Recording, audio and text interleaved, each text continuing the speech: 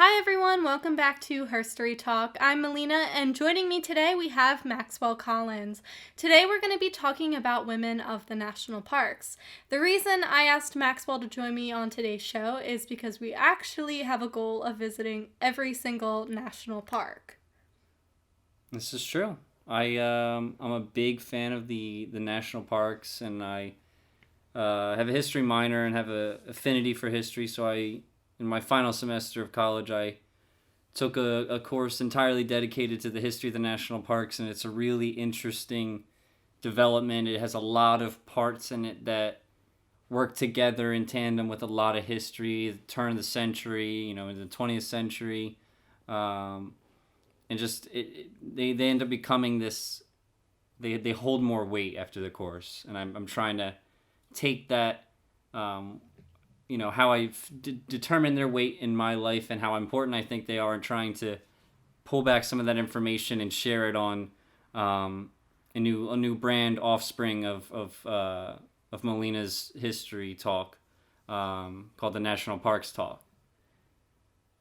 So this is kind of the first introduction to that. Well, I think what's really interesting about the national parks is a lot of the big names for the founders of the national parks were all men. And, that kind of posed the question of, well, who were the women? And what did they do? So we compiled a list of 4 women, and we researched what they did for the national parks. So we're going to start out with Minerva Hoyt, who I love. After researching her, I really love her story. She's a really cool woman. She helped found the Joshua Tree Monument, which eventually became the Joshua Tree National Park. So she fell in love with the desert after she moved to Pasadena in the 1890s with her husband. And something to know about Minerva and her husband is that they were rich people. And this was during the time of the 1910s and 1920s. And what do we know about the 1920s? Well, they were the Roaring Twenties, and they were the Roaring Twenties for a reason. Everyone was just kind of spending their money, and, this kind of led to the Great Depression, right? Anyways, when she went to Pasadena, she would take her horse and ride into the desert to gather items to make a garden at her own home. So she would do this almost every day. She would ride into the desert, she would see and study all of the different types of cacti and plants there, and she would take them home to make her own garden. And she said that she was transfixed by the world of strange and inexpressible beauty of mystery and singular aloofness, which is yet so filled with peace. Her husband and baby died, and she wanted to find hope in the desert. She was literally left alone, not entirely alone, because she had all of that money, right? Right, yeah. I mean, which ended up being a really good thing for a lot of reasons, and we're going to talk about that. But she didn't really have anyone. She was originally from Mississippi, and she was all the way out in California, and she said her only companion was her maid. So what they would do is they would camp out in the middle of the desert, because that's the only place that she could find peace and that she could find hope. Yeah, it's there's just a lot of people, especially early on, some of the figureheads who were starting this movement, in a time, to kind of set the stage and backtrack a little bit. Melina had mentioned that the 1920s, they're roaring, after the onset of industrialization, and there's a lot of new wealth being made. There's a lot of people in America who are reaching mid-tier, high-tier wealth, stuff that wasn't distributed that widely in a lot of societies prior to this. So there's a lot of people who have money, making a lot of money from new products, from manufacturing, from owning, factories and whatnot, that they're kind of looking for stuff to use money on. And they're early on the national parks and in its development, especially when it relates to the federal government and actually enacting protection for some of these lands across the country. A lot of people with wealth were kind of the only reason it was able to start. sometimes when you have to work in this capitalist world, a lot of those people only speak one language, and it's money. Yep. So, Minerva and her husband having money, and they have rich connections and rich friends. And, if you can convince some of those people, hey, throw me $25,000 to get this movement going, it's much easier than trying to get, some other groups of people to get in on it. And rich connections run deep. It's a web that a lot of us don't have like a concept of. Yeah, because we're poor. Right, and they're pulling strings, and they have all these resources and things that they can tap into in an instant. And early in the national parks, that's something that turned out to be extremely beneficial. Well, there is a downside to wealth, though. Oh, of course, there always is. Well, like the one downside is that desert gardens became popular in the 1910s and the 1920s. So yeah, right. So they were like, oh, look how cool this is. I have money, so let me just buy, excavate, move these plants into my own personal park. Yeah, I mean, you literally had people from New York City getting people to travel all the way out to California to gather these cacti and plants from the Joshua Tree forest and take them back. And, she was doing that, but she was doing that on a much smaller scale. And it's different when you have one person doing it, and it makes all the difference when it's pretty much every rich person is like, oh, yes, the new trend is going to get cacti from this place in California. Oh, you don't have the newest cacti in your backyard? What are you, poor? Oh my God, you lost your edge. You better get out there and get one before they're all gone. And then they were all gone. Right. And that's kind of what happened. By the end of the 1920s, the desert was almost completely stripped of its resources. In 1929, she wrote, "Over 30 years ago, I spent my first night in the Mojave Desert of California and was entranced by the magnificence of the Joshua Grove, which was thickly sown with desert juniper and many rare forms of plant life. A month ago, I visited the same spot again. Imagine the surprise and shock of finding the barren acreage, the whole face of the landscape a desolate waste." And they say that even today, it hasn't recovered. So because of those rich people using their wealth and their resources to go all the way out there and strip the land, it has never recovered. 100 years later? It's literally been a century. Yeah. 100 years later, and it still hasn't fully recovered. Yeah, and this is, the debate of what the parks should protect and, how, kind of what the parks should be and how they relate to, kind of like a modern capitalist, society and agenda. It's an ongoing debate. It's always been, there's people who are naturalists and environmentalists who say, don't touch it. The purpose of protecting the land is so that, when we see it today, when we see that tree right there as it is today, my great-grandchildren can come back and see that exact same tree in its place, untouched, the way I saw it. With its development, we can study, how the tree develops, how big it gets, how wide it gets, what it does for animals. There's groups of people who say that's the purpose of the parks. And then there's groups of people who are like, well, we can, exploit this. That tree is worth, X number of dollars. We can make houses, boats, whatever from it. Let's just, strip them with moderation. They wanted to, cut this tree but not that tree, cut every other tree and just say that, oh, this is protection.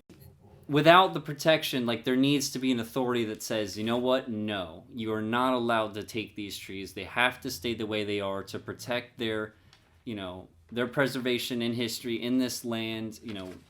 There's greater benefits than to ripping them out of the grounds and ruining them for 100 years. That's really what she sought out to do, in her own way. After she had already been in love with that forest. I think it had been really an emotional connection to her. And I think a lot of the people who discovered the national parks were, had an emotional connection to them. I mean, if you've ever been to them, we went to Shenandoah recently, and it's such a beautiful feeling.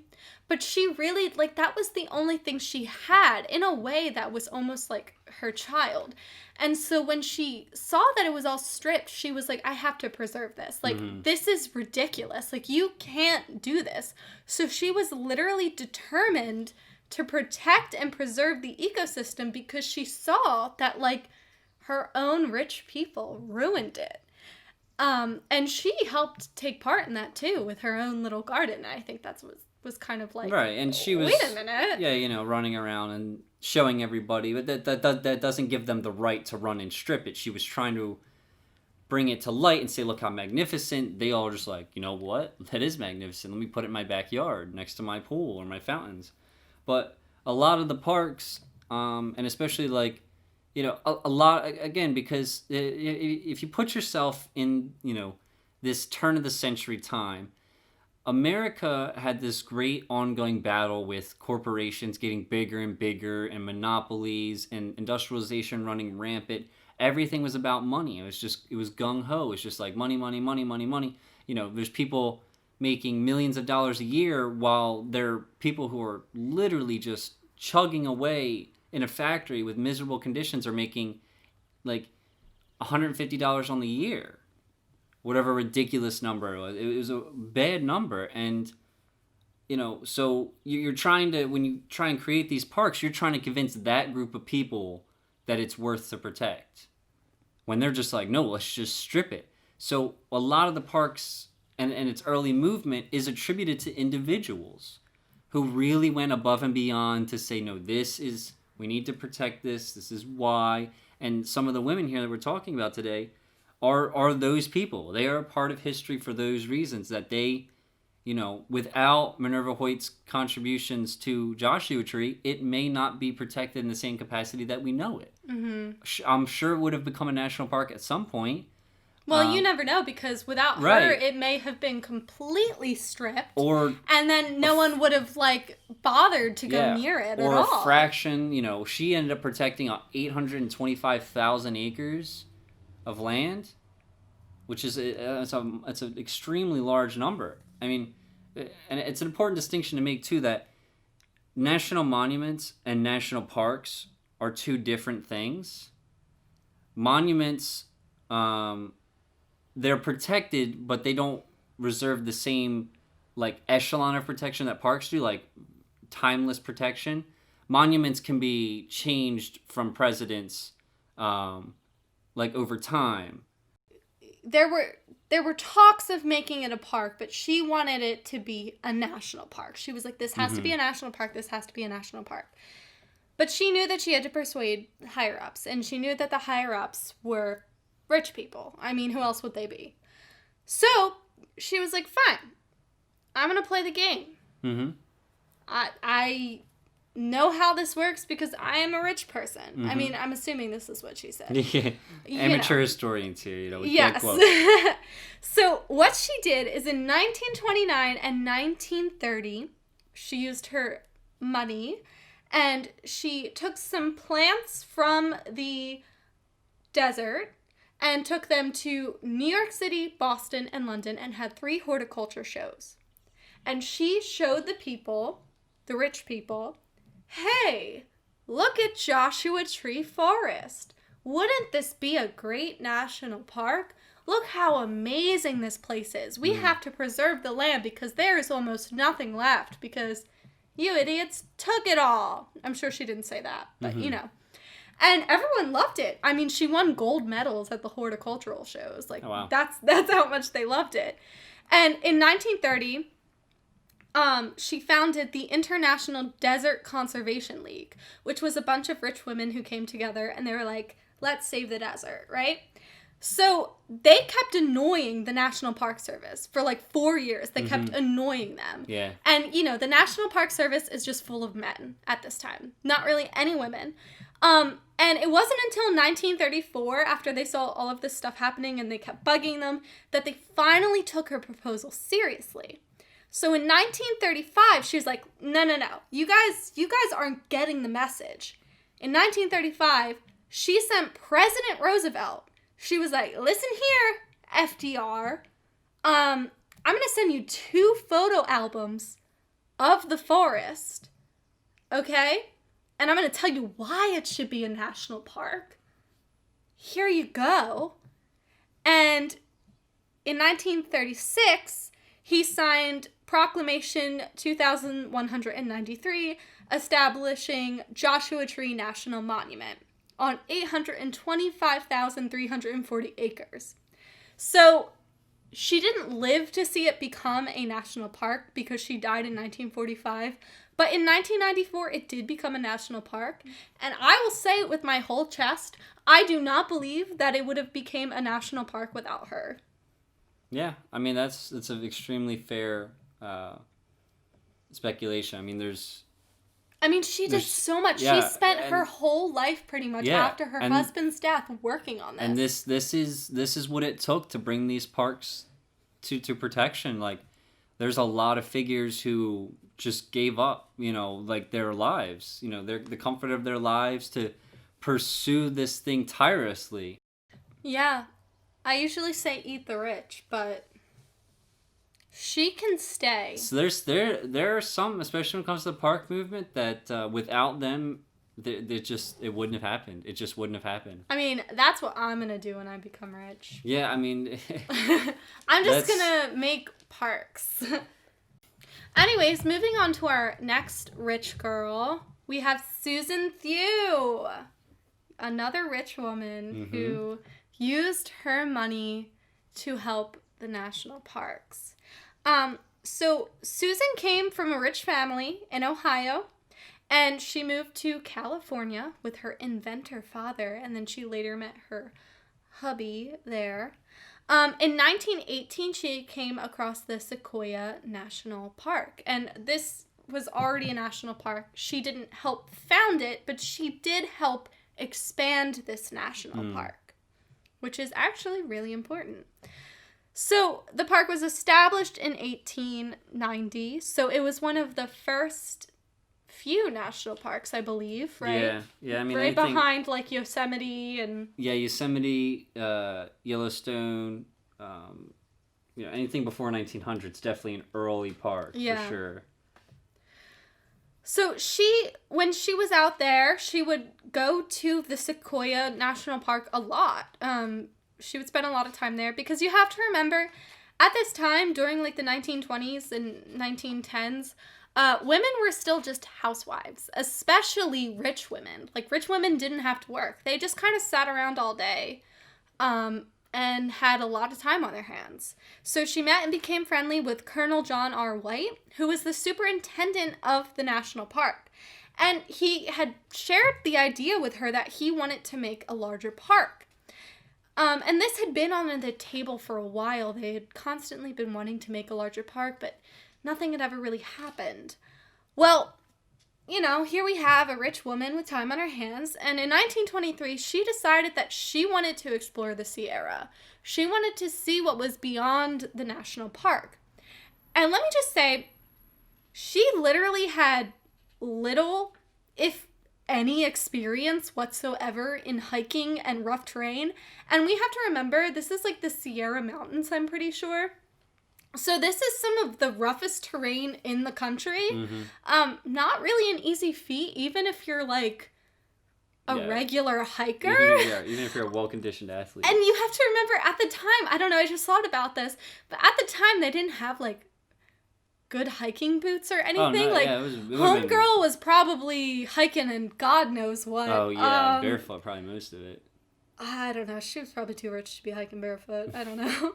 But she literally decided to hike all of this by herself with a horse, a camera, and a journal. And she wanted to photograph what was beyond because she had in the back of her mind the expansion of the Sequoia National Park. And she wanted to help in whatever way she could because she could help. So she actually spent several summers doing this. She spent the summers doing it because it was the best weather to do so. So she hiked literally hundreds of miles, photographing the terrain and the landscape. It was really, really tough, but she knew that the land deserved to be preserved. And I believe by the last summer, she actually had a photographer join her, so she wasn't alone. But I just want to say, I don't know how she didn't die. Like, no, think about it. Yeah, You're in the mountains. There's bears. There's snakes. There's, I don't know, there's a lot of things that could kill you. The terrain alone could kill you. That's just, like, sorry to go on about it, but that's literally just amazing. Like, I've only climbed, I think, 2-3 mountains in my life, and even that was kind of difficult as a person who was athletic. Like, that is a difficult thing to do. It's definitely, again, like what I said with Hoyt, and you know, it really was the determination of specific individuals to go above and beyond. Like, Sequoia was already a national park. Somebody had already been convinced to protect the land, but she felt knew. That more, in comparison to what Yosemite was protecting in terms of acres, Sequoia was a fraction of that. And there's a number of parks in California that are on top of each other, but they're all not, you know, you could just have all of them and call them all Yosemite, but they're broken up into smaller sections, all in the relative same area. But, you know, for her to go into areas, you know, she was quoted as having the photos of places few people had ever gone and documented. Mm-hmm.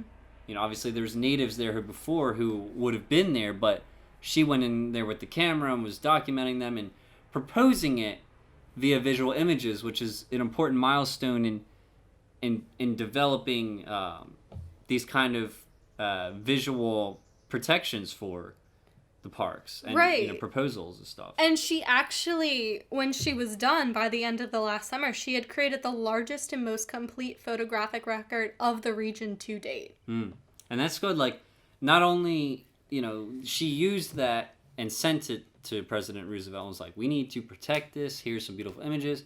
And nothing easier than showing an image of, you know, El Capitan and saying, "This you protect this."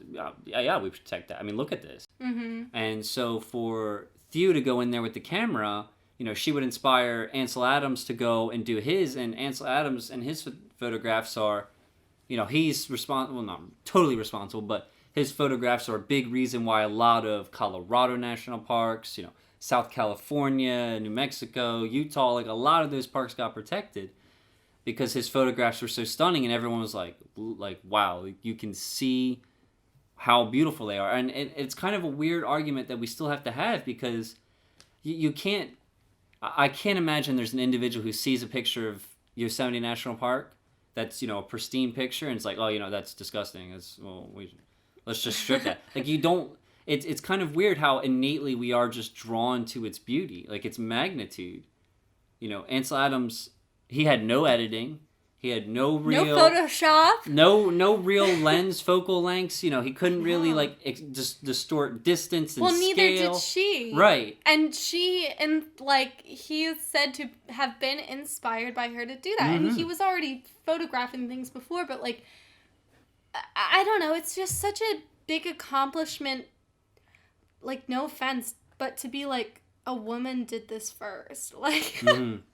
Like, sorry, but it is. It's just, I mean, it's amazing. Like, when she submitted this, I mean, how are they not going to pass it? They had already had multiple bills to enlarge the park. Right.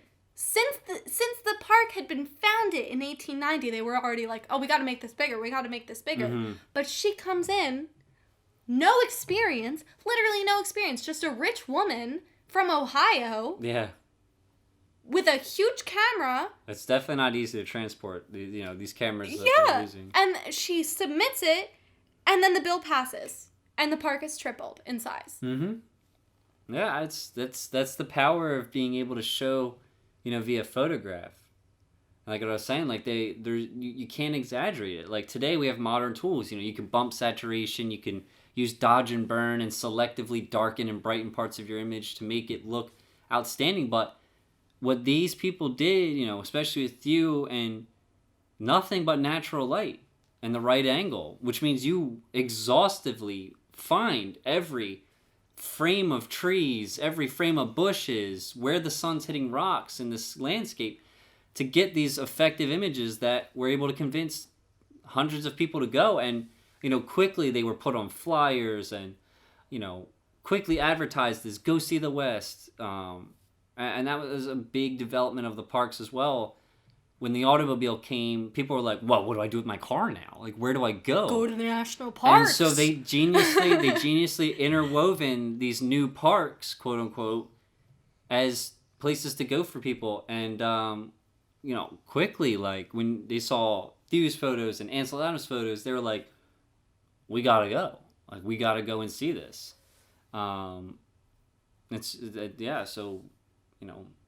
and not only is it good for, actually convincing people to expand these parks and develop these parks, but for scientific purposes. She documented how it looked then. We can see how it looks now. We can, a comprehensive guide, as Melina described earlier, doesn't mean coverage of via photographs for map making purposes, anything like that.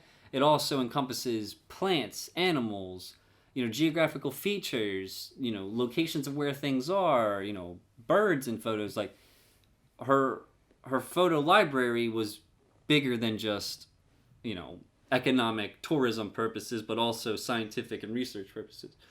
It's amazing what women can do when they put their minds to it. Not wrong. Yeah. Not wrong. She ended up passing in 1968, so she was 90 years old. So she really got to see the in park. 1968? Yeah. And she did the thing in the 40s? What's the date? 40? In 1926. What's that date? In 1926, she submitted the Geographical Dictionary and the bill passed. And that's her photos thing? Yeah. So she lived to be... And you're saying she lived to be 90? She lived to be 90. She lived until 19... I'm just trying to think, like, the math She was adds born up. in 1878 and she died in 1968. Yes, so she was... So she was 90. Yeah, right. I'm not debating that. I'm trying to do the math that, because you were describing how hard this was for her to do, she was 40. Yeah, she was 40. 40 years old, She was trekking 40 through years there. old. No experience. That, like, if you had Yeah, a father... I guess I should have mentioned that. If you had She a was father, 40. if your dad, he's like, oh, you know what? I'm going to go out and start hiking today. You'd be like, Dad, don't. You're an idiot. Like, you're going to get hurt or die or something. That's a bad idea, Dad. Don't go hiking when you're 40. First time hiking as a 40-year-old is a bad idea. I'm just going to end with a quote. I know of no better place than the wild loneliness of some of the chosen spots in the High Sierra in which, when you have lost your physical self, you have found your mental and spiritual reawakening. So, when you think of national parks, what's one of the first things you think of? Park rangers. Yes. Park rangers. Mm-hmm. Okay, so let's talk about two female park rangers.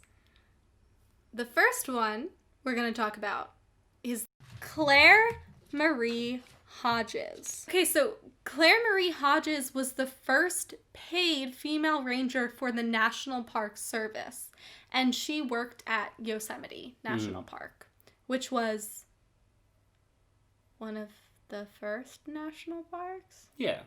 Yellowstone is the first. Yosemite's not far. It's second or third. Yeah. Top 5 first parks, maybe. So she first visited Yosemite when she was 14 years old, and she fell in love with it. I mean, naturally, it's beautiful. I would fall in love with it too. And she actually started as a teacher in Yosemite Valley School. So during this time, she was born in 1890, so around this time when she was in her teens, World War I started to happen. Mm-hmm. So what happens when World War I happens? Okay, I'll tell you. Men go away to war. So what happens when men go away to war? They gotta fill the jobs. Yeah, there's like jobs open, I guess. So what was happening in the parks is they were having a shortage of male workers, and just so you know, the National Park Service didn't really hire female workers. They would only hire women naturalists as full-time employees, but that barely happened to begin with.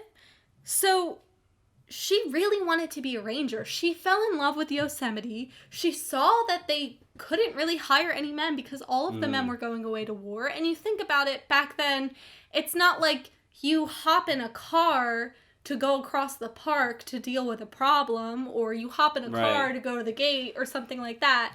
You have to either trek on foot or trek on horseback. So if you're old and can't fight in the war, chances are you're old and you may not be able to be strong enough or physically fit enough for this job. Yeah. So she actually wrote to the superintendent at Yosemite National Park. And here's what she said. She said, "Probably you'll laugh at me, but I want to be a ranger." And I personally think that's really sad that she had to say that. Probably you'll laugh at me. Yeah, because women felt like they had to preface anything they said by, like humbling this scenario or whatever. You're gonna laugh at me, but instead of a man would have just been like, I want to be a park ranger, and be like, well, all right, let's start, get you started here. But it's fine, you're hired. Oh, you're a woman and you're perfect for the job. Sorry, lass, but you're a lady. I just find that so sad that she had to say that, but the superintendent wrote back to her and he was like, "I've actually been thinking about it and I would like to hire a woman." So in 1918, she was hired in Yosemite, and her job was she had to take the gate receipts from the meadow to the park headquarters. But let me just say something real quick, okay? If you haven't been to a national park, the gate is usually far down a road before you even get to like a visitor center or a headquarters or anything like that. Yeah, especially during this time. There was no road really to begin with. And I had briefly mentioned earlier, the National Park Service at this time by 1918 has only been around. I'll have to get a date. I want to say it's not long. 10, 15 years maybe the National Park Service has been established. And they're still trying to get their footing doing anything. Paving roads, making trails, at all. Well, not everyone has cars either. Right. It's if you're poor, you probably don't have a car. I mean, maybe I'm being ignorant, but it's like early World War I, and we're about to hit the Depression soon after the war. So, I don't know. Yeah, and so, back to the point of, her moving these receipts, which seems like a menial task, is extremely difficult. Because it was really far in distance. Yeah, no roads, no real trails, no markers, rudimentary maps that, probably don't take into account any type of topographical terrain, hills and valleys, and, the distance probably isn't that great, but it's not easy. And being a ranger is a very, very, very difficult job that has always been underpaid and undervalued. Mm-hmm. Even recently, there's a wonderful book called Ranger Confidential, written by a woman ranger who documents some of her experiences as a ranger. And again, people who are involved in the parks and their protection and their movement and their serene beauty, they give everything. Mm-hmm. Like rangers, their yearly salary is under $50,000. They can't live in private homes. They live on the parks in shacks, and they work 15 to 17-hour days. Right. And even today, because of the park's protection, roads aren't prevalent. It's dirt paths at best, and you got an ATV, maybe as a ranger, or a horse. So even, a lot of the experiences this woman, and that I'm referencing, that she wrote these in the, late 80s, 90s. So that's only, 30 years ago that the parks were still hard to traverse and not easy. So now if you take back to what Marie Hodges has to do in the 1918, yeah, probably. It's not easy. No. The ranger job is extremely difficult, and it's not for the faint of heart. So for Marie Hodges to get in early, relatively speaking to the history of the parks, as the first woman sets good precedent to bring women on earlier than they normally be brought on to roles in, we'll get to that. But anyways, I mean, it was a tough ride. It was an all-night ride on horseback. Mm-hmm. She carried a gun. Bears. Bears and it's just nature. I mean, nature. no lights. Well, yeah, nothing. no lights at night. Scary. I mean, a lot of people. I'd be freaked out. I mean, I wouldn't carry a gun, but I'd be freaked out. Like a lot of people truly have never experienced darkness because and they were experiencing true darkness. Yeah. Like the moon is your only friend, and the moon isn't even that bright. I will argue. Yeah, like 85% of Americans, live in urban areas where even at night there's a street lamp or a street light everywhere, or the glow of a city or a town you could see at night. Mm-hmm. But true darkness is extremely terrifying. So to ride a horse at night in Yosemite, which is about as natural as it can be. Yeah. Wolves. I just thought of another thing. Wolves. So her employment at Yosemite was very short-lived. Yeah, unfortunately. She was only hired from May 22nd to September 7th, 1918. I'm going to tell you why. Because women, if they were hired at all, were only hired for seasonal ranger duties or for temporary ranger duties. In this case, the war, or they probably found a man to replace her. And again, the only full-time women hired war naturalists, but I seriously doubt that they were really seeking out women naturalists. Yeah, unlikely that they were pursuing. I mean, look, as a person who loves the national parks, I hate to say it, but like, it's a very sexist system. I believe the first, president or head of the whole national park system who was a woman wasn't even elected until the 2000s. So Isabel Bassett Wasson was the first female ranger at Yellowstone National Park, America's first national park, and she was actually the first interpretive ranger, male or female, hired by the National Park Service. When she was hired to be a ranger, she said, "You never heard of a woman ranger? Well, neither have I," which I feel like explains a lot about the national park system and hiring women. She didn't really know about Claire Marie Hodges, probably because Claire Marie Hodges was only hired for a couple months, and she's probably only really known now because looking back, historians were like, wait a minute, she was the first ever female ranger. Mm-hmm. She was also one of the first female petroleum geologists in America, which is pretty amazing. Yeah. A pretty cool thing. Yeah, also, that's a, that's a new profession, a new field. The automobiles taking off in the early 1900s, and, by the time, 1920 had rolled around, there were 14 million cars in circulation, which is kind of an insane number for the relative to the population and people who could afford them. And, a lot of cars in circulation. So petroleum geologists is a new field. But kind of my point is that, these women should have been involved in these fields earlier. Their contributions are there and they're valid and they're just as capable of men. But a lot of the problem becomes with just the way society had deemed the roles. And so for the role to be new and a woman to be involved in it that early, again, sets a good precedent. So as an interpretive ranger, what she did is she trained guides and helped start a museum at the park. So in one summer, she was only hired for one summer. She gave over 200 public talks on the geology of the park.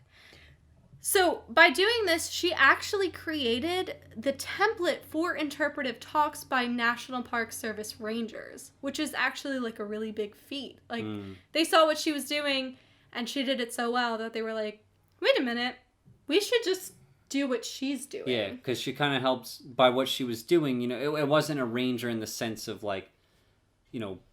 protecting or responding to calls or animals or something. It was a ranger in a more educational sense, that she was sharing her love of knowledge for, whatever it was in Yellowstone, and just talking about it. And the Park Service was like, wait a second, she's setting a good example for how we should develop the parks and how they should be kind of done. So in a way, she kind of set the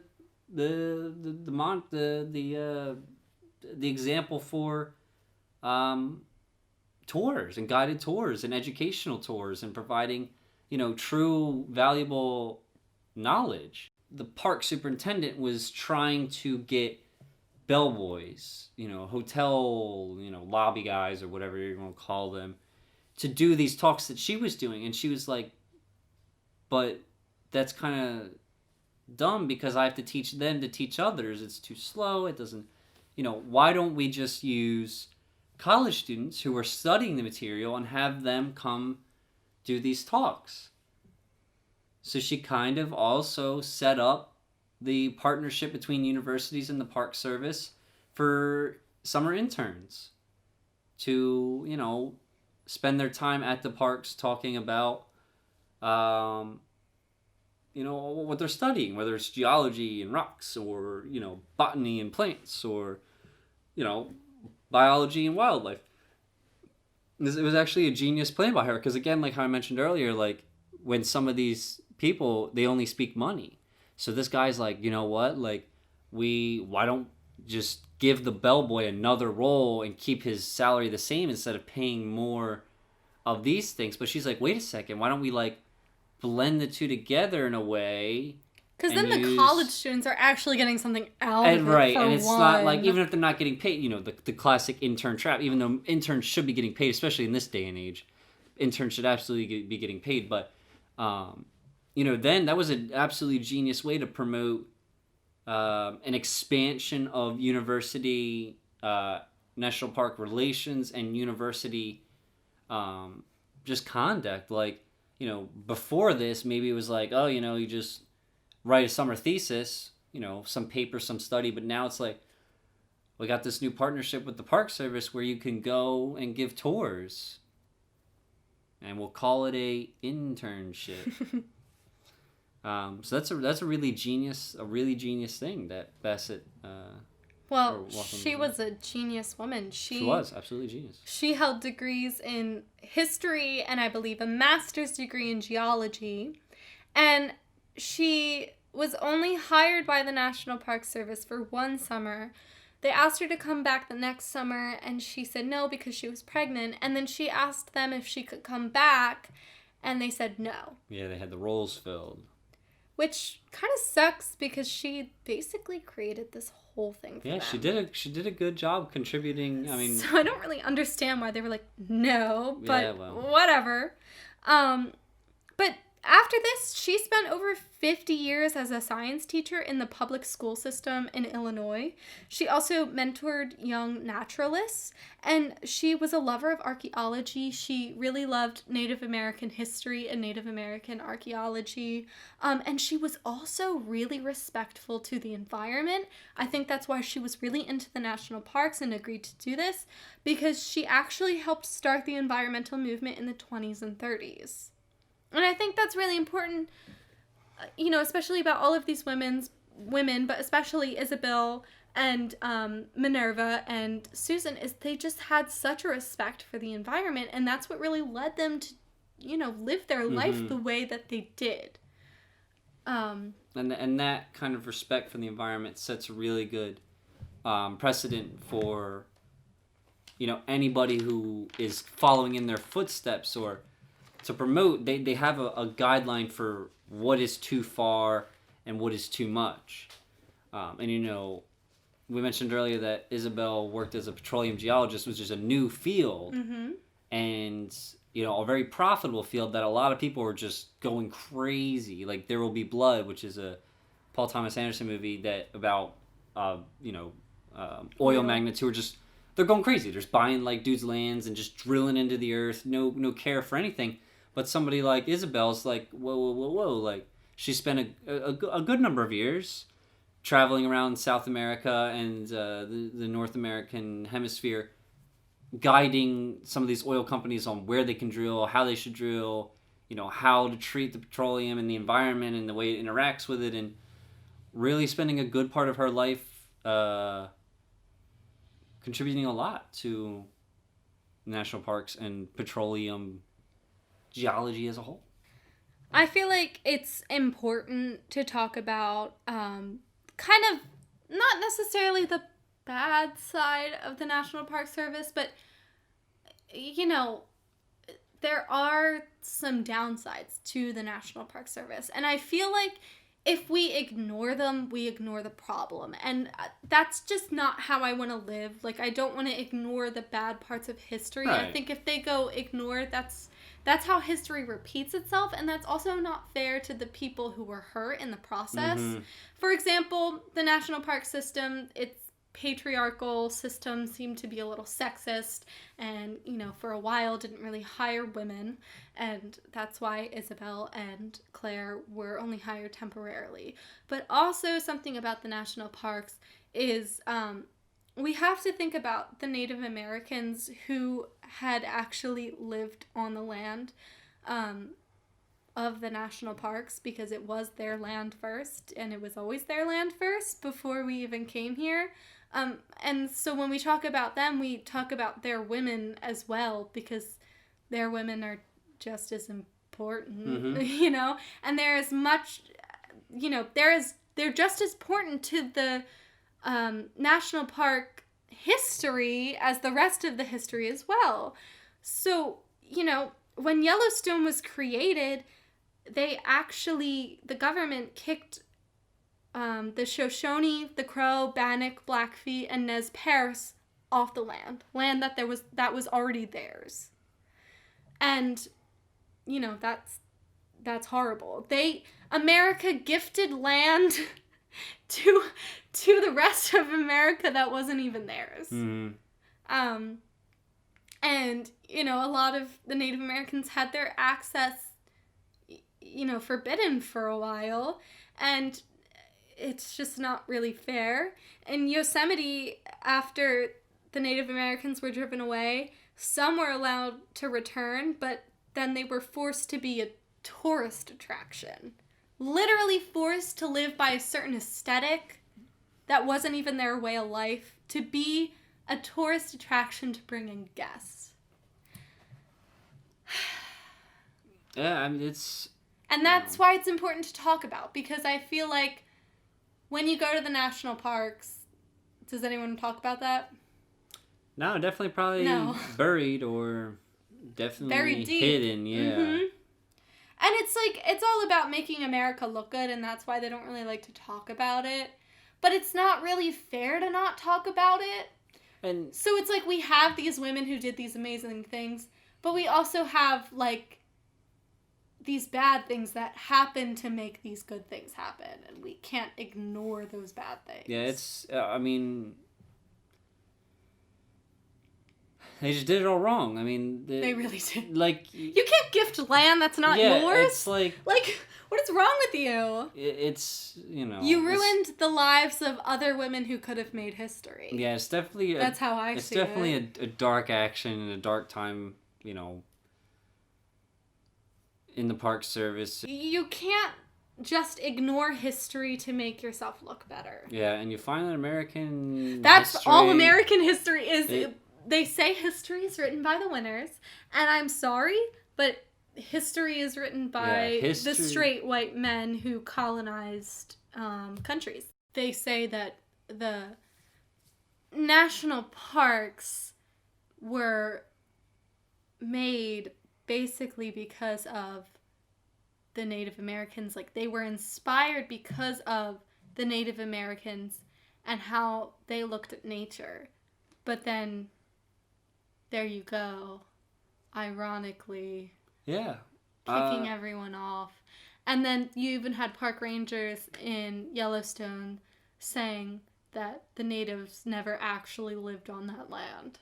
And if that isn't America for you, I don't know what is. That's it for this episode. Thank you to everyone for joining me. Thank you to Maxwell for joining me. If you haven't already, you can check out Herstory Talk on TikTok, Instagram, and Twitter. If you would like to donate to the Patreon, that would be amazing, but no pressure.